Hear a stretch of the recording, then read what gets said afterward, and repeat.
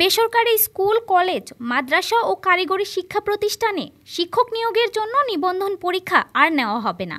এই উদ্যোগ নিয়েছে বেসরকারি শিক্ষক নিবন্ধন ও প্রত্যয়ন কর্তৃপক্ষ এনটিআরসিএ। উদ্যোগটি চূড়ান্ত পর্যায়ে রয়েছে। নতুন বিধি অনুযায়ী সরাসরি শিক্ষক নিয়োগ বিজ্ঞপ্তি প্রকাশ করবে এনটিআরসিএ। নিয়োগের প্রক্রিয়া হবে সরকারি কর্ম কমিশনের বিশেষ বিসিএসের মতো। সংশোধিত বিধিতে শূন্য পদের দ্বিগুণ সংখ্যক প্রার্থীকে মৌখিক পরীক্ষার জন্য ডাকা হবে।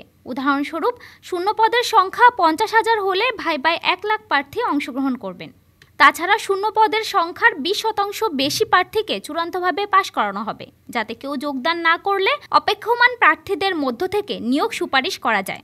এনটিআরসি-এর চেয়ারম্যান মোহাম্মদ আমিনুল ইসলাম বলেন, নতুন বিধিতে লিখিত পরীক্ষায় কিছু এমসিকিউ থাকবে, কিছু লেখা থাকবে এবং সবশেষে ভাইভা হবে।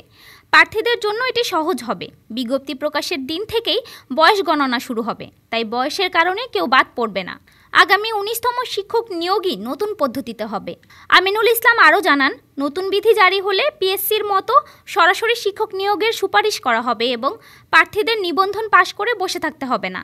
ডেস্ক রিপোর্ট, আজ বার্তা।